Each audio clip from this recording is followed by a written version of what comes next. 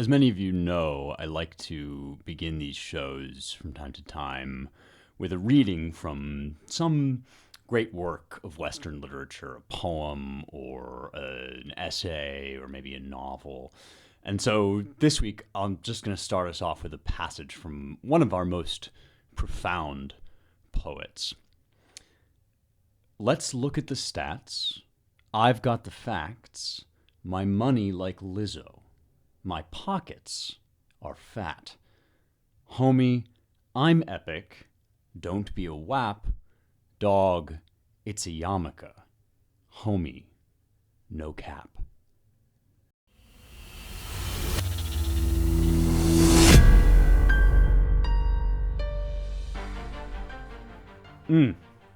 No cap. No cap, fam. Okay, if you're a Daily Wire fan, you might recognize those lyrics. That's from the, I believe, #1 rap song or song of any kind in the country, or it was for some time, featuring Ben Shapiro. It's called Facts, and it is by the anti-woke rapper Tom MacDonald, I guess you could call him. It just recently rocketed to the top of the charts. And you guys know this is not a current events show. I'm not just covering the latest thing or trend or sensation that happened. But one thing I do like to do is I like to make sure I'm trying to show you guys how these kind of abstract ideas that you find in great works of literature and the larger history of the West can play out and affect the world that we actually live in. The real world, the one that we live in, is the world where these big ideas matter and have consequence, if they matter at all. And one of my governing themes throughout the show has always been that the things which happen in the day-to-day news cycle, which look like momentary passing events or unprecedented developments or up-to-the-minute news items, are actually bubbles on the surface of a deeper ocean, that there are currents moving that have been moving for hundreds and hundreds of years, sometimes for thousands of years. And when we live through a moment like we're living through where everything seems to be happening so fast, it pays to think and look beneath the surface and try to understand what's going on at a deeper level. So every now and then, I just like to check in with how things are going on the art and politics front. This is one of my governing objects of attention. One of the big things I'm always paying attention to is the fact that art is not morally neutral, that it's not just this kind of aesthetic object that we happen to enjoy. It's not just something that we entertain ourselves with. It's actually a major source of our emotional and spiritual and moral formation. And one of the things that I've been tracking this year is the failure of the idea that we can just ignore the moral dimension of art. And the fact that for several generations, we've had this kind of fashionable trend, but really kind of unprecedented trend of looking at art as if it were amoral, completely divorced from the moral universe, when in fact it's in a very subtle and complicated relationship to our morality, and our morality is then in a complicated and subtle relationship to our politics.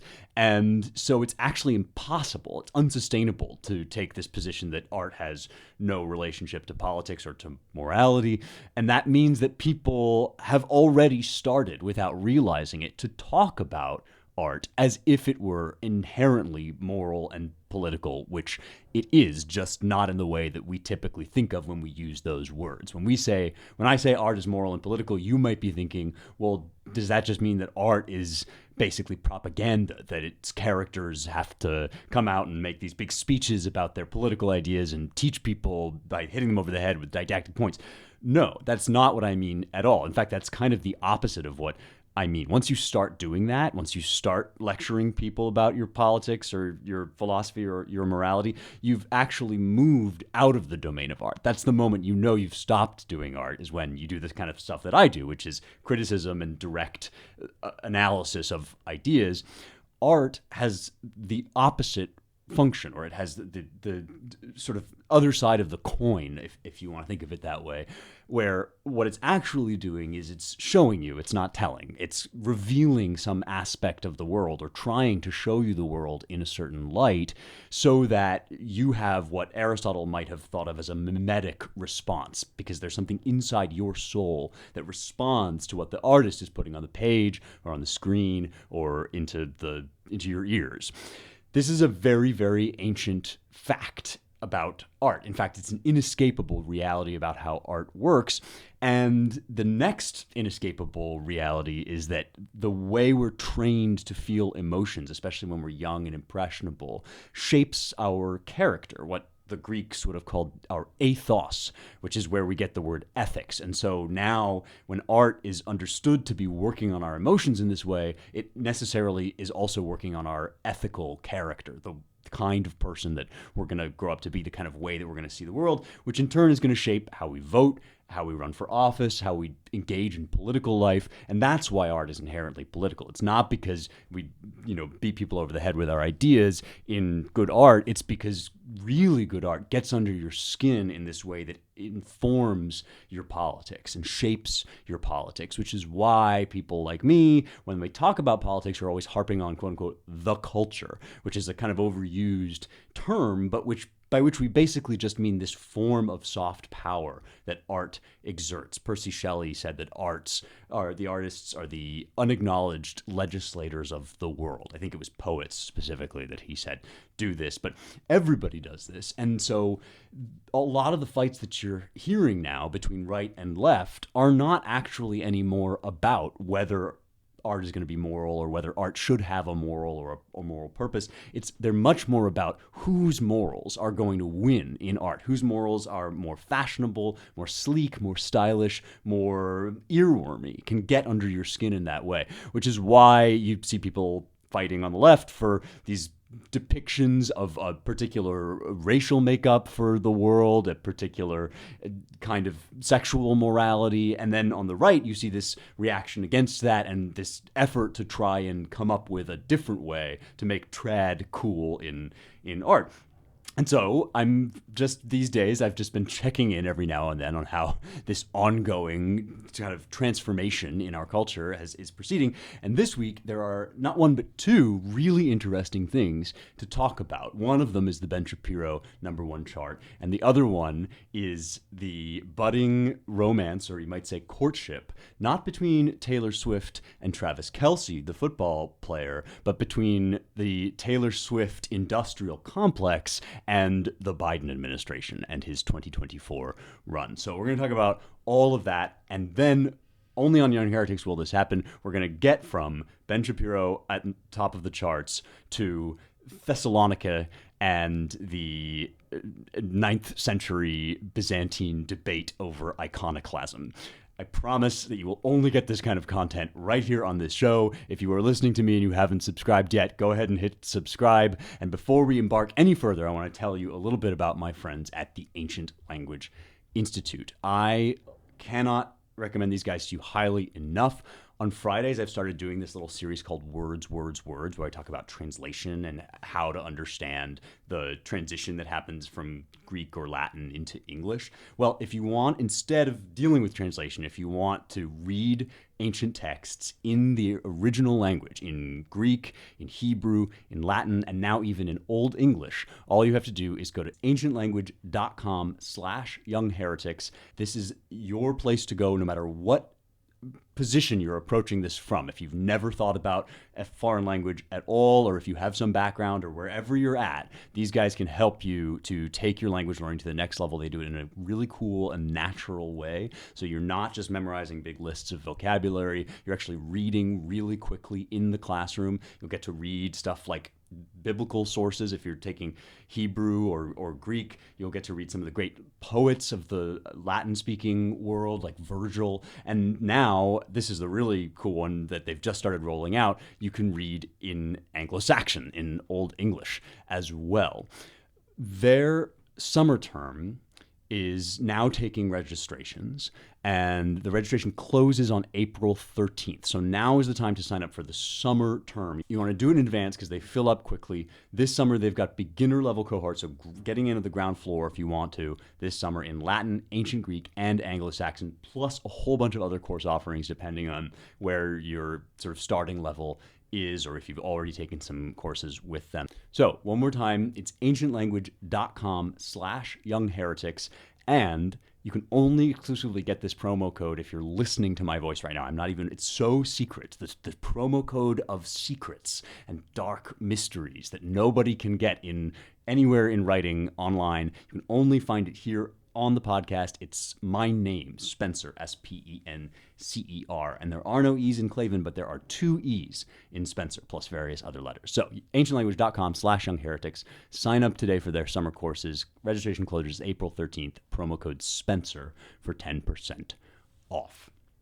Okay, so we are looking here at 2 news stories, ostensibly on opposite sides of the political spectrum. One of them, Taylor Swift, is all about the lefties, and one of them, Ben Shapiro, is all about the right wing. But together, both of them are about the power of art in politics and the specific kind of power that art and artists have to shape the culture and the politics of a nation, of a people, and of an era.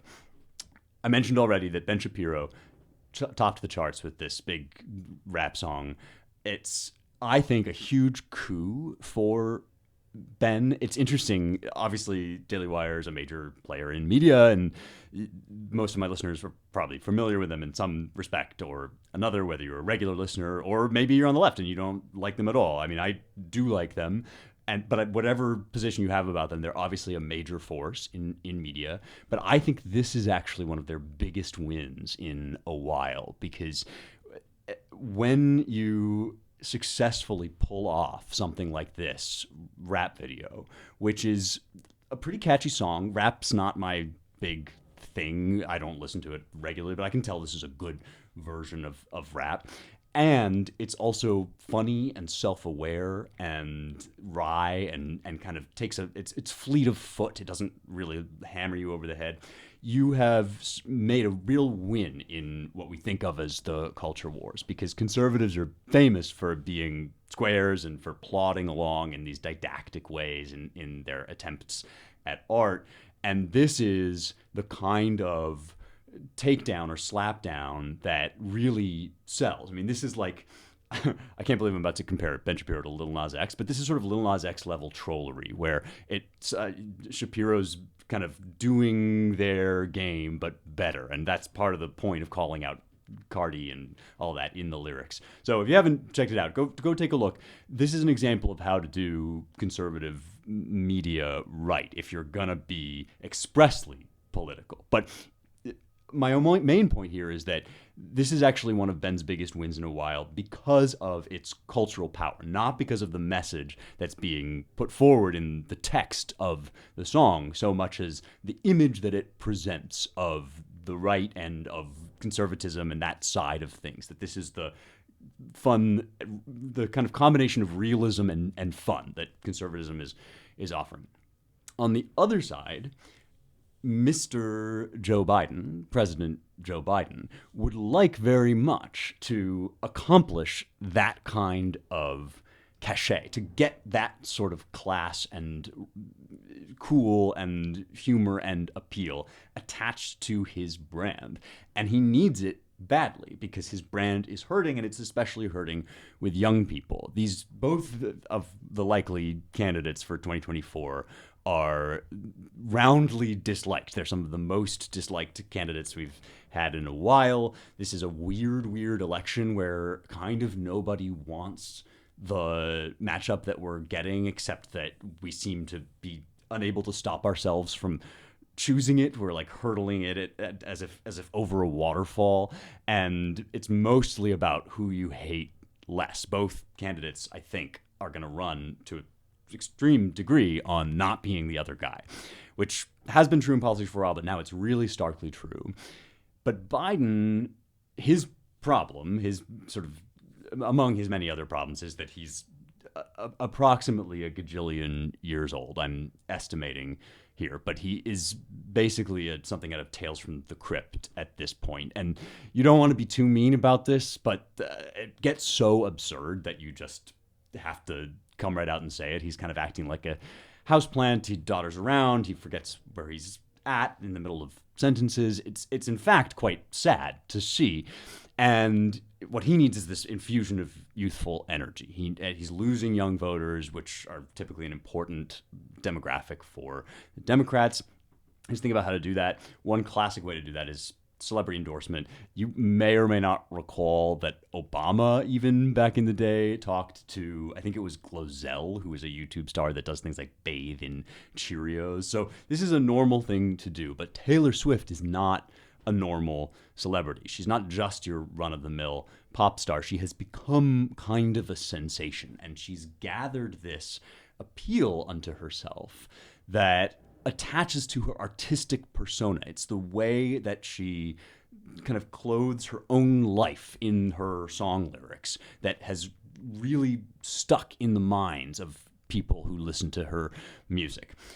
I am not going to weigh in here on this podcast about the merits or demerits of Taylor Swift. That has been talked to death. All sorts of commentary from the right and the left about whether Taylor Swift is good, whether we like her, whether she's a Democrat psyop, whether they invented her just for this specific purpose to endorse Biden. I do have hot takes about her music, but if you want to hear them, you'll have to ask me about them in a mailbag question. If you're interested in hearing about my Taylor Swift hot takes, ask me in a mailbag question. We'll talk about it another time. That's not what I'm interested in here. What I am interested in is this New York Times story about the Biden team trying to get Taylor to endorse them the way that she did, in fact, in 2020. And she also she's been involved in politics. She's had this sort of activist streak. She seems like a lefty, usually endorsing left-wing causes. So here's the New York Times. The chatter around Miss Swift and the potential of reaching her 279 million Instagram followers reached such intensity, this is internally among the Biden staffers, that the Biden team urged applicants in a job posting for a social media position not to describe their Taylor Swift strategy. The campaign had enough suggestions already. One idea that has been tossed around, a bit in jest, sending the president to a stop on Miss Swift's Eras Tour. So this is a serious dimension of Joe Biden's planning for the 2024 campaign. It's not the only thing he's doing, obviously, but it has become an actual point, a data point on his radar about how he's going to get to re-election. Why should this be? I'm asking this question quite genuinely because Taylor Swift, love her or hate her, however you might feel, is obviously not a political analyst. It's clear, whatever her positions and opinions may be, that they don't represent, I would say kindly, those of the informed voter. I'm not saying that only experts should be able to weigh in on politics. I'm just saying when you step back and think about this, if you imagine that you're an alien coming to Earth from another planet, and somebody has to explain to you why Joe Biden wants Taylor Swift's endorsement so badly, you would have to take a second and really consider seriously, how do I explain this to somebody that thinks our political system is just about politics, is just about taxes and voting and all that usual kind of more wonky jazz. And you would have to then, if you were explaining to this alien, you'd have to say, well, Gosnar 5, great regent of WR Prime. I made those up on the spot, by the way. So those are now from here on out. That's Young Heretics canon. That those are the planetary names. Anyway, what you'd have to say is, not only does our political system involve rules about how we're going to govern ourselves and be governed, not only does it involve voting and matters of financial clarity and so forth, it is also bound up with our moral life.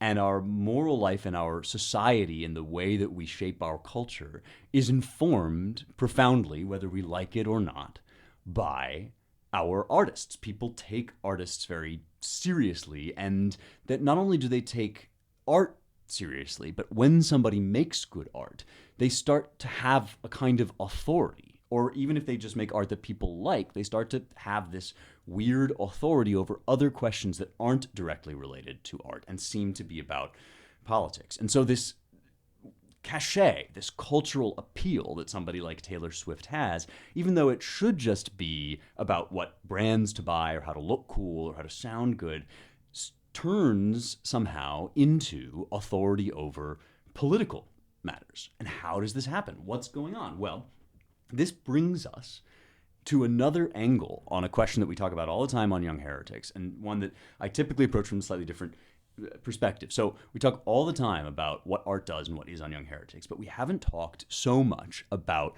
what the figure of the artist tells us and who that figure is. And for that, we have to go not to Plato's Republic, which is a book that we've talked about a lot on a lot of different episodes. We're not going to talk about it at all on this episode. Instead, we're talking about a much shorter work called Plato's Ion. And if you're interested, by the way, in reading a short and interesting kind of starter dialogue by Plato, a lot of times people ask, how do I get into philosophy? Ion's a good one. Ion is a really fun and readable and short interchange between Socrates and Ion, who is a performer. He's an actor. He's the kind of guy that if Joe Biden were running in ancient Athens during the life of Socrates, he might have sought a relationship or an endorsement from Ion. And so the question again recurs. This is the kind of guy that gets up at an awards ceremony and mouths off about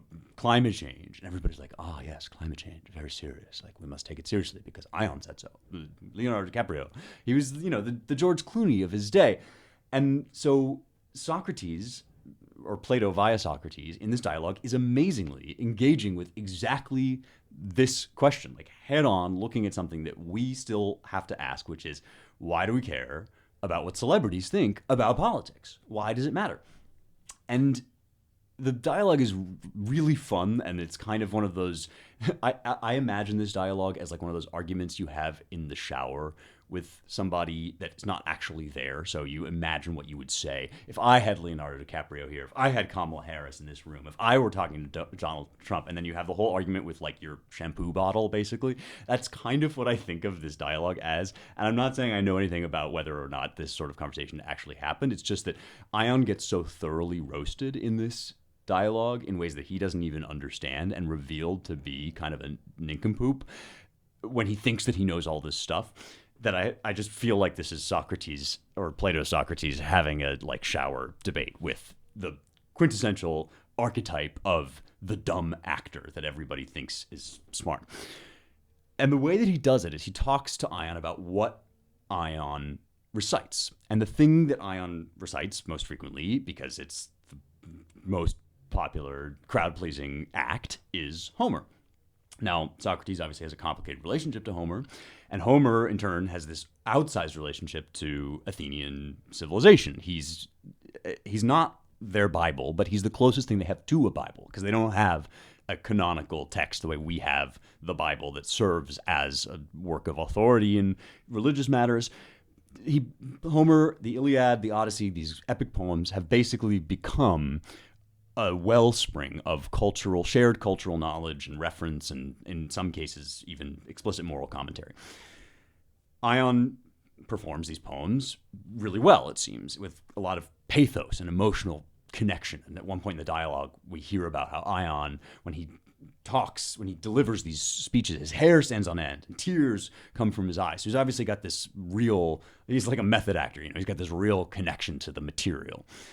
And what Socrates is quizzing him about is whether Ion has any kind of expertise, any sort of knowledge. And if you have knowledge, Ion, says Socrates, what's your knowledge of? What do you know about? The poem that you're reciting is about all sorts of things. It's about war. It's about horsemanship. It's about craftsmanship, love, all of these things that are in Homer and really profoundly displayed in Homer's art. But as Socrates quizzes Ion, it turns out Ion doesn't know think about any of that stuff. And this is kind of one of those conversations that will come up again later in the Apology when Socrates is like, I was so excited to learn that all these things that all these people knew, and then it turned out that they were all just like idiots. Too bad for me.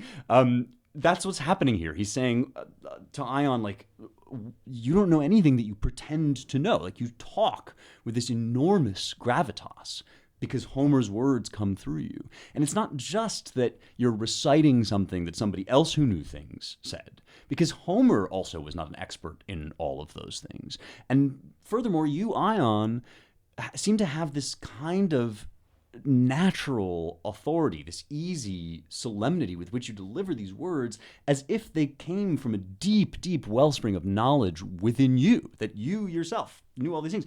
But you don't. You're a total fraud. Although, you can't be a total fraud because you're so persuasive. And so the question that we ask of Ion is the question that we would ask of George Clooney or Taylor Swift or whatever. Why do people think you know what you're talking about? And I just want to read a passage from the very end of the dialogue when Socrates talks to Ion, and they kind of start to touch on why it might be that somebody like an artist or a performer is able to speak with all this authority. He says, in fact, Ion, if you are right in saying it is by art and knowledge that you are able to praise Homer, you are playing me false.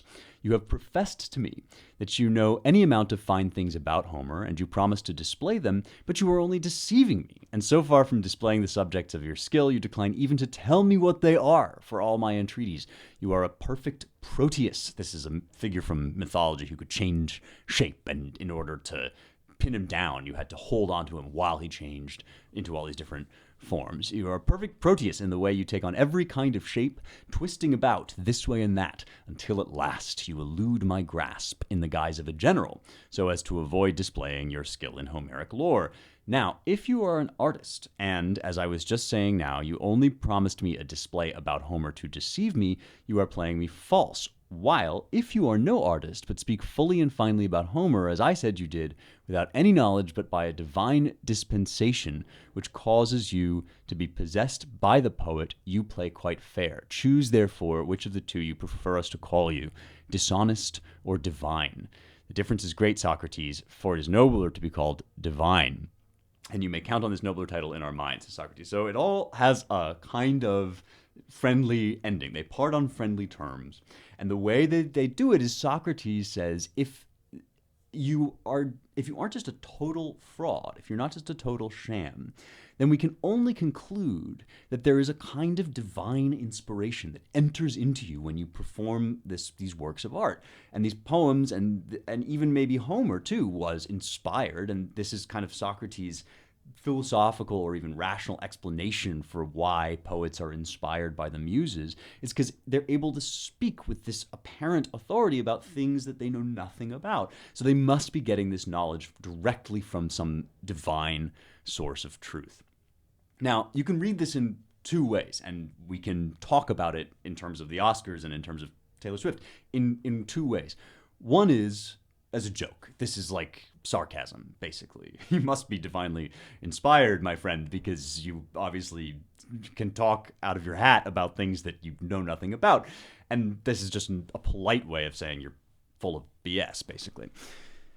On the other hand, you could read this as a very serious proposition that we can only conclude, if we believe in the power of art, that there is something divine going on in art that causes people to mistake artistic ability for knowledge, and causes them to locate the source of that knowledge wrongly in the artist and in the person delivering the art, rather than in this divine source from which they are drawing their inspiration. And I suspect that, it's always a little bit of both in Plato, but I suspect that since Socrates in the Republic really does take seriously the political and the emotional and the ethical power of art, that he's asking us to confront the possibility that artists do have this weird channel to the kind of thing that Socrates also has a channel to through his own personal, he calls it his daimon, the sort of spirit that presides over his philosophical investigations. And this would be an actual explanation for why anybody thinks to take Taylor Swift or Leonardo DiCaprio seriously. Because if we believe that they are good artists, or at least popular, successful artists, then we think that they are a conduit for deep truths that are in the structure, hidden in the structure of creation.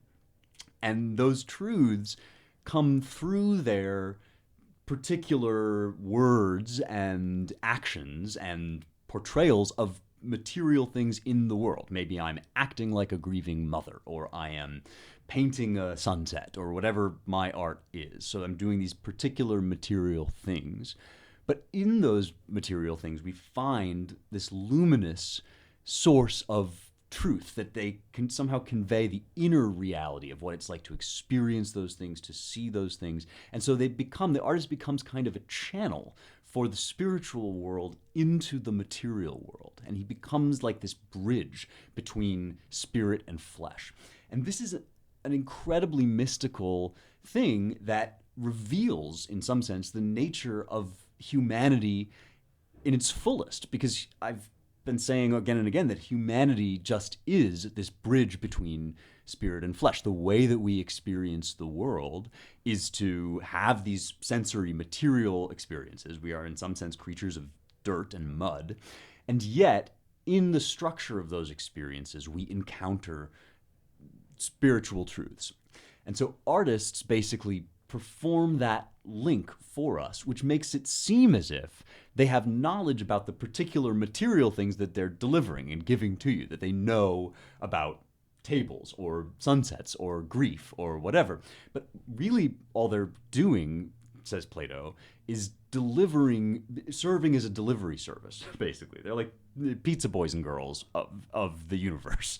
They're offering you this conduit into the spiritual way of seeing and understanding the world, but they're actually themselves not penetrating into an explicit knowledge of the things that they are using as vessels. So they're offering you like a war scene as a vessel for a statement about what fear is like. But that doesn't mean that they actually know anything about war. They're just highly sensitive and attuned to the emotional realities and the imaginary, empathetic realities of the world, which causes us to think, even if it's just subconsciously, wow, they sure must be really smart and know a lot. And they have this authority that comes to them from outside, and we invest them with that authority when they stand up and give some stupid speech at the Oscars.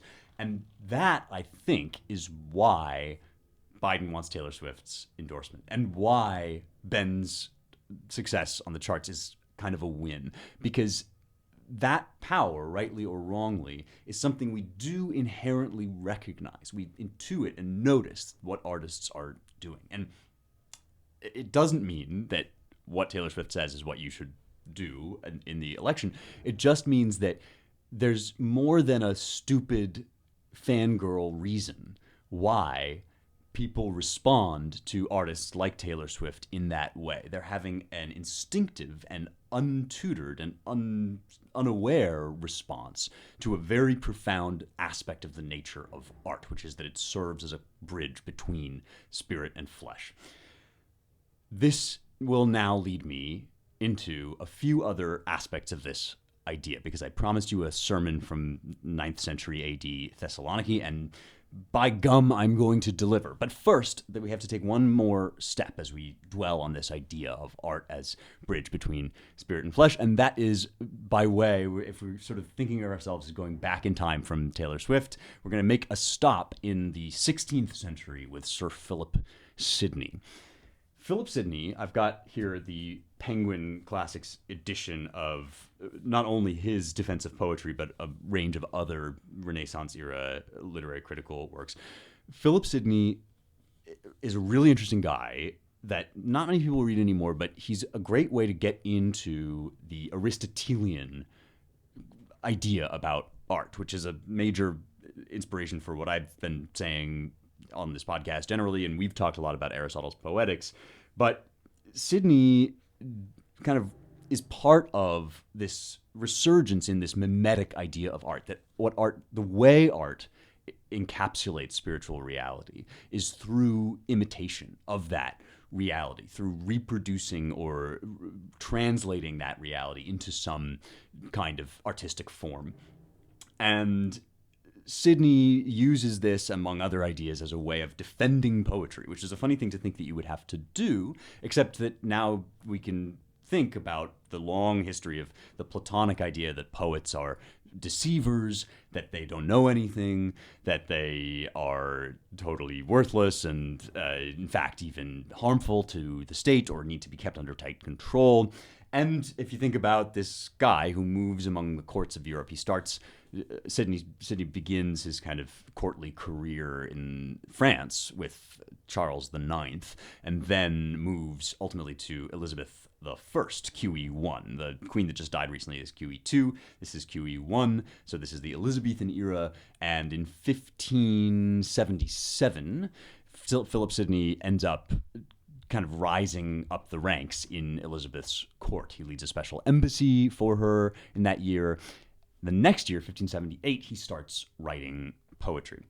And so this defense of himself as a poet takes up this question whether poets actually know anything. And so Sidney is up against, among other things, this accusation that poets are pretend experts, that they accrue to themselves unearned authority on all sorts of subjects, whereas what they're displaying is really just lies. It's fiction. It doesn't exist. It's not real.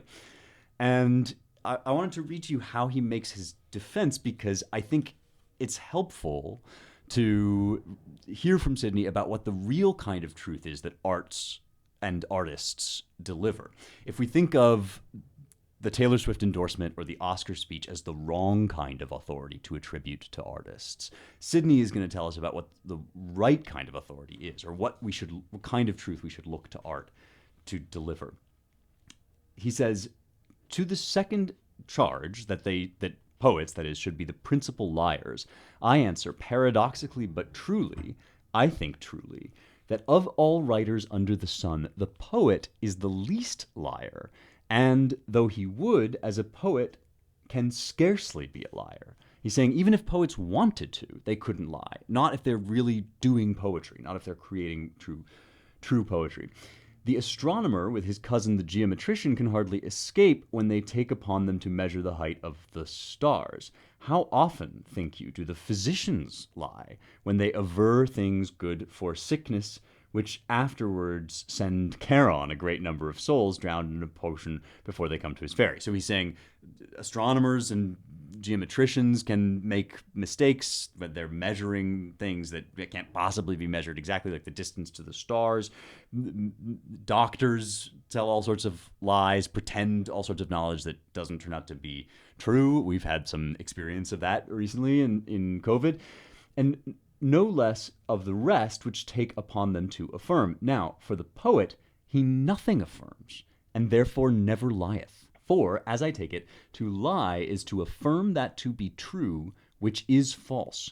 So, as the other artists, and especially the historian, affirming many things, can, in the cloudy knowledge of mankind, hardly escape from many lies, but the poet, as I said before, never affirmeth. The poet never maketh any circles about your imagination to conjure you to believe for true what he writes. He citeth not authorities of other histories, but even for his entry calleth the sweet muses to inspire in him a good invention. In troth, not laboring to tell you what is or is not, but what should or should not be. Now, this is indebted to the Greek concept of topithanon, which I have mentioned once or twice before, but it bears repeating because it's a concept that is still with us, even though we don't recognize it. It means plausibility. And so when we say in a movie, for example, that such and such a plot point is plausible, believable, what we really mean is that the depiction we're being given lines up with some deep-seated sense we have of the way the world is structured.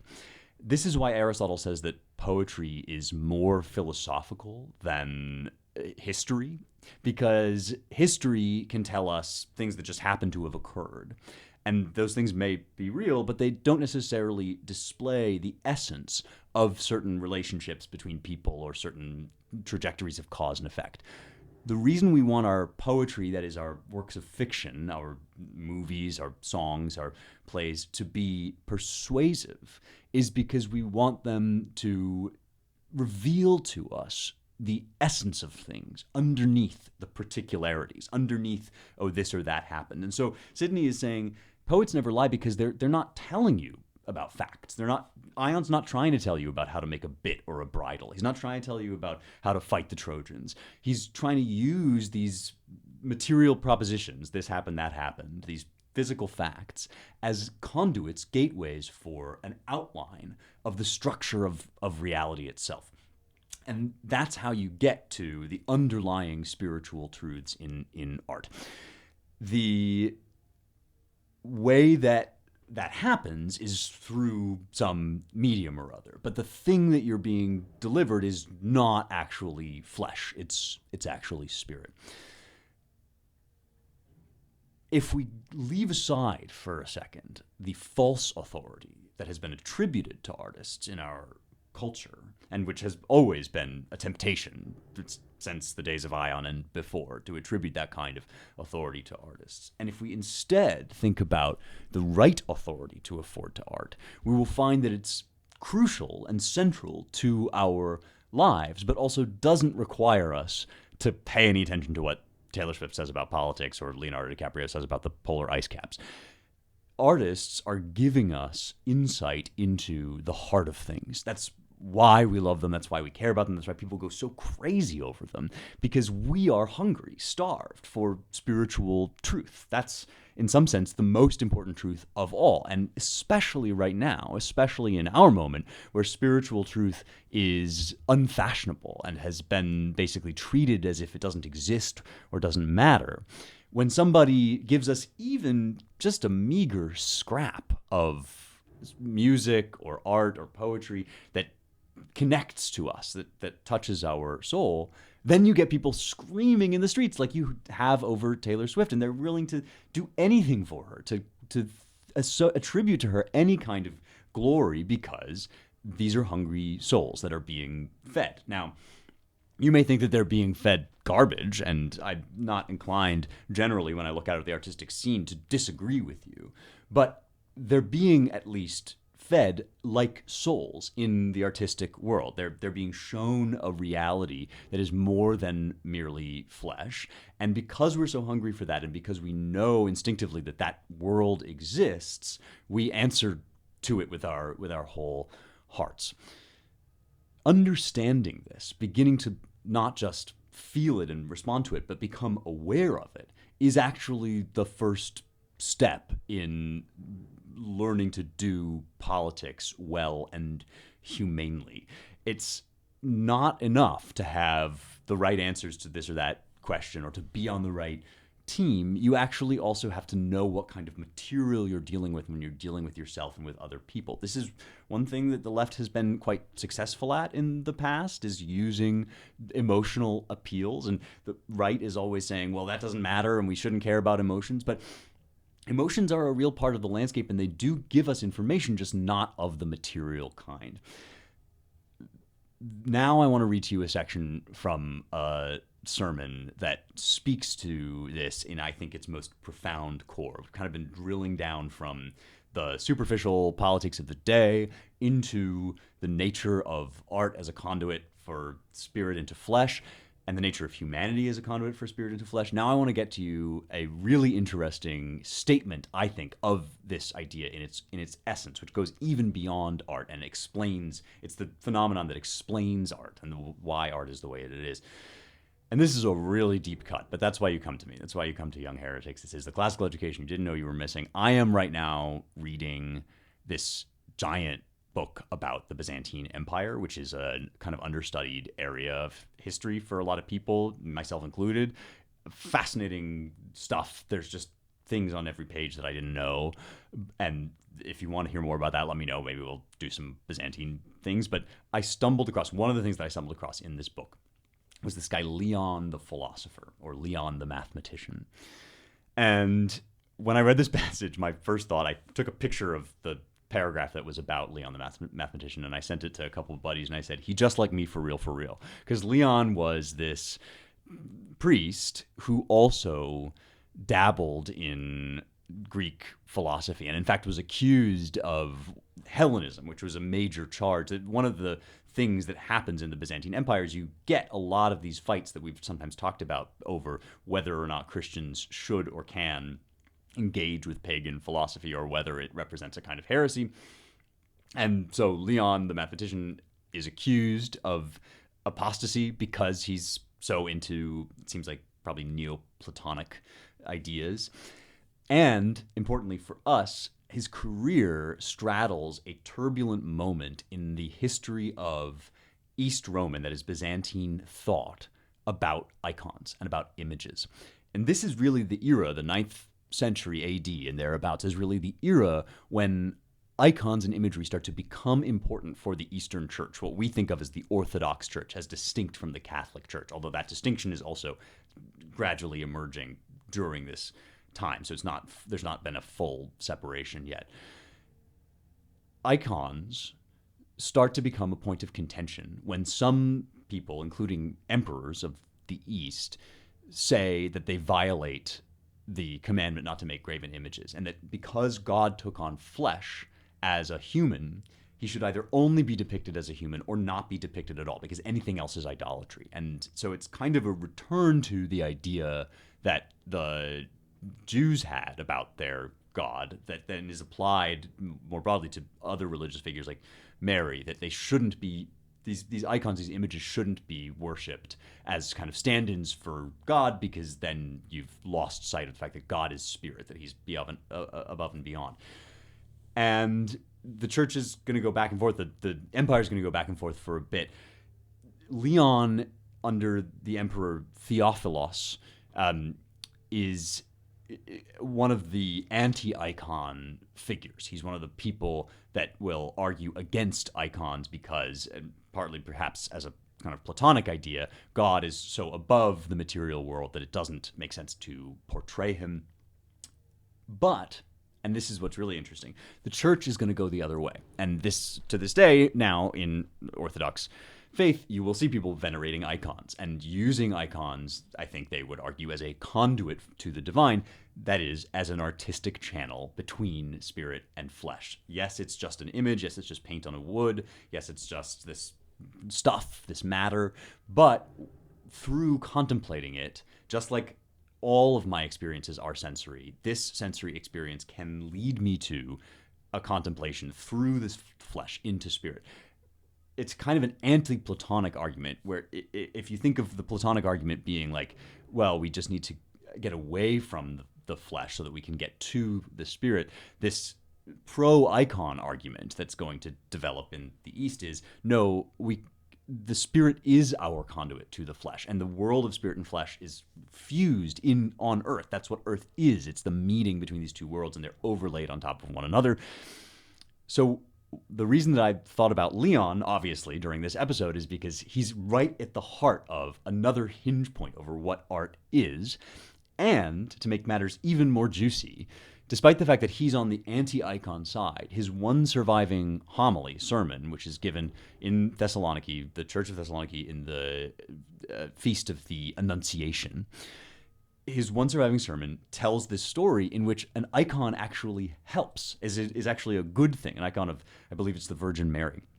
And since this is such a deep cut, you can get this online if you want to. If you read French and or Greek, you can find it in the it's the Mélange Eugène Tisserand, if you want to go look it up. I think it's volume 2 that I'm in here, and I did download it, so you don't have to if you don't want to. You can just take my word for it. But I just wanted to mention that in the course of this sermon, Leon starts floating all of these really kind of wild ideas about the earth and creation as a sort of icon in and of itself. And so even if he's against the use of icons within the world, he partly seems to think to be that way because he thinks that the material creation is already a kind of icon. And he starts talking about how, and I'm translating from the Greek here, so forgive the rough translation, but epedegardia se meon kai teraton polakis tein piston ebebiosin hotheos, since God has confirmed many times the faith, has often confirmed faith through signs and wonders, say meon and teraton. Hote, that because, or that for those who do not believe, there is the demonstration of science is necessary, because it's necessary among those who are more sort of inclined to judge, or to judge by phenomena, the appearances, the sensory experience, than ta noumena, than the things of their mind. And so this is a very Platonic way of looking at things, that there's the noumena, there's the way of the mind, and then there's the phenomena, the way of the senses. And noumena is where God is and spiritual truths are. But God seems to condescend to give these signs that kind of embody who and what he is in the world of sense. And he talks about how those who do not believe, or those who are slow to believe, are more inclined to trust their aesthesis, their sense perception, than their pistis, their faith.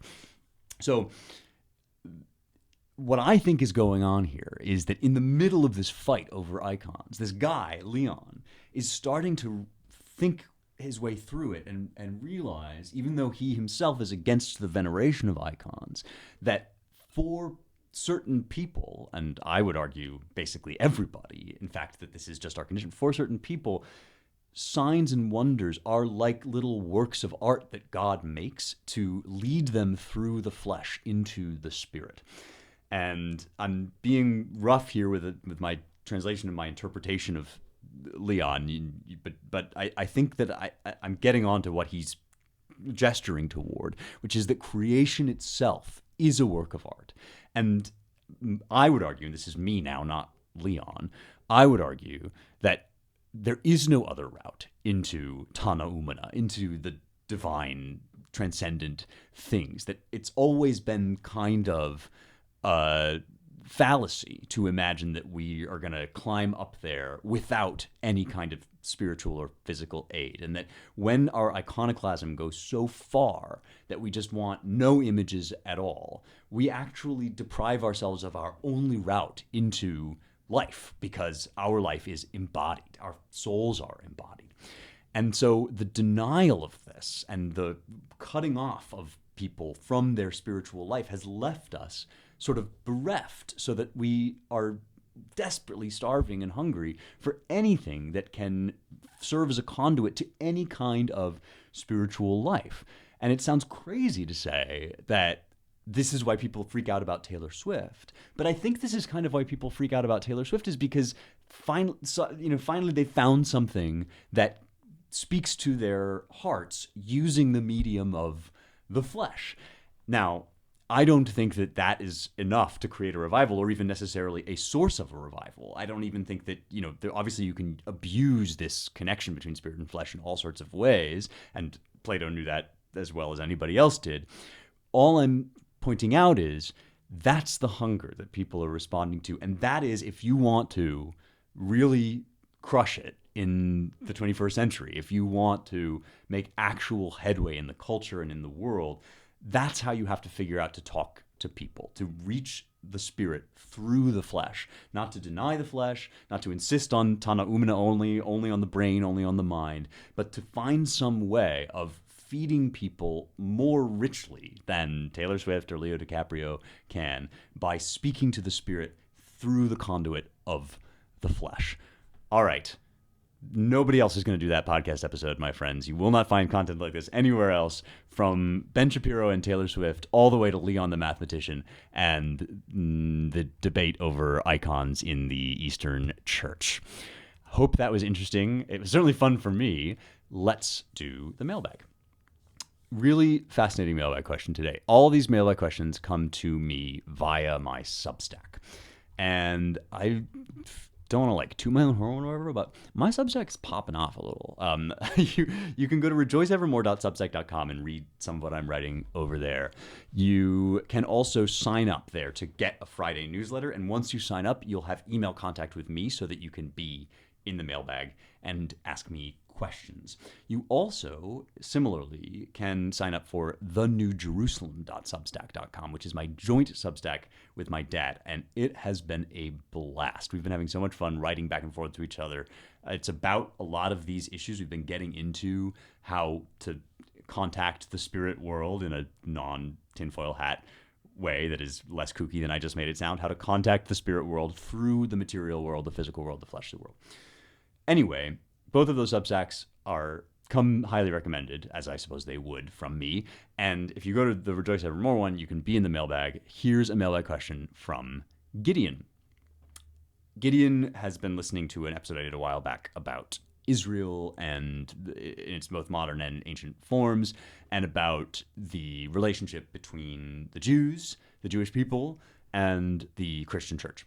And one of the things I said in that episode is that we in Romans 11 are said as Christians to be grafted on. Christians are said to be grafted onto the tree. And then I said the tree of Jesse, which is the Jewish people, the people of Israel. And this is one reason why we don't think of ourselves as having replaced whatever Israel is. That it's not like there was this relationship that God had with Israel, and then he wiped that, said, never mind, made a mistake, sorry, my bad. That doesn't happen with God. That's not what God does. And so I was arguing that what has happened instead is we have been given, Gentiles have been given a conduit into this one source of life, which came first through the tree of Jesse.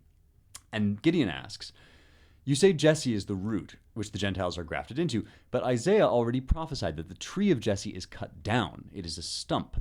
So, would it be better to interpret the root as Jesus in connection to John 15? So Israel finds their source and nourishment in Jesus, in God, and so did the Gentiles who are grafted into this root through faith. And this would also better explain the salvation of those who came before Abraham, like Adam, Seth, and Noah, which is tied to the overarching promise in Genesis 3:15. So the covenant made with Abraham and his descendants is a branch that comes out of the main promise of a savior to Adam. I would appreciate your thoughts on this. Okay. This is a really interesting question, and I think you can take varying interpretations here. Let me defend, actually, the idea that the tree in Romans 11 is the tree of Jesse. First of all, absolutely true. The prophets do speak of, Isaiah speaks of the shoot coming out of the stump of Jesse. So the tree has been cut down, and now there's going to be a shoot coming up. I think the most reasonable interpretation of this in Isaiah 11 is that it's about the Babylonian exile, not that it is about the end of the Davidic line. And that doesn't even really make sense if you think of it in terms of Jesus, who is supposed to be a descendant of David and who is genealogically linked in the Gospels to David. He comes from this Davidic line, and that goes on and extends through and after the Babylonian exile. But Isaiah, in his prophecy, is deeply concerned with what's going to happen when ultimately Nebuchadnezzar takes Jerusalem and the monarchy is functionally ended. So that, I think, is when the tree gets cut down. But then, says Isaiah, the sprout, the shoot, comes up out of that stump. It's the stump of Jesse that gives birth to a new shoot.